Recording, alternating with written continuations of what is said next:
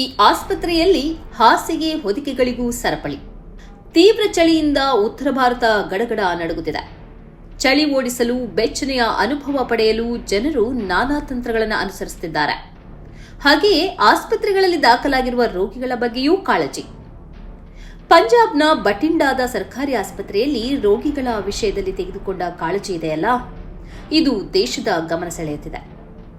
ಇಲ್ಲಿ ರೋಗಿಗಳಿಗೆ ಬೆಚ್ಚನೆ ಅನುಭವದ ಹಾಸಿಗೆ ಹೊದಿಕೆಗಳ ಮತ್ತು ಹೀಟರ್ಗಳನ್ನು ಕೊಡಲಾಗಿದೆ. ಆದರೆ ಹಾಸಿಗೆ ಹೊದಿಕೆಗಳನ್ನು ಬಂಧಿಸಿ ಇಡಲಾಗಿದೆ. ಅದು ಹೇಗೆ ಅಂತೀರಾ?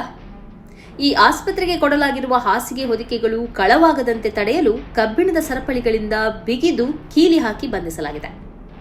ಆಸ್ಪತ್ರೆಯ ಹಿರಿಯ ವೈದ್ಯಾಧಿಕಾರಿ ಡಾಕ್ಟರ್ ಪ್ರೀತ್ ಮಾಣಿದರ್ ಸಿಂಗ್ ಈ ಬಗ್ಗೆ ಸ್ಪಷ್ಟನೆ ನೀಡಿದ್ದಾರೆ. ಇಲ್ಲಿಗೆ ದಾಖಲಾಗಿರುವ ರೋಗಿಗಳು ಬಿಡುಗಡೆಯಾದ ಬಳಿಕ ಹಾಸಿಗೆ ಬೆಡ್ಗಳನ್ನೇ ತೆಗೆದುಕೊಂಡ ಹೋದ ಪ್ರಕರಣಗಳೂ ಇವೆ.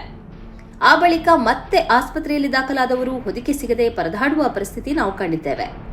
ಆದುದರಿಂದ ಬೆಡ್ ಮತ್ತು ಹೊದಿಕೆಗಳು ಕಳವು ಆಗದಿರಲಿ, ನಾಪತ್ತೆ ಆಗದಿರಲಿ ಎಂದು ಸರಪಳಿ ಹಾಕಿ ಬಿಗಿಯಲಾಗಿದೆ ಎಂದು ಅವರು ಹೇಳುತ್ತಾರೆ. ಆರೋಗ್ಯ ಇಲಾಖೆಯ ಈ ವಿಧಾನವು ಅಚ್ಚರಿ ಮತ್ತು ಚರ್ಚೆಗೆ ಗ್ರಾಸವಾಗಿದೆ.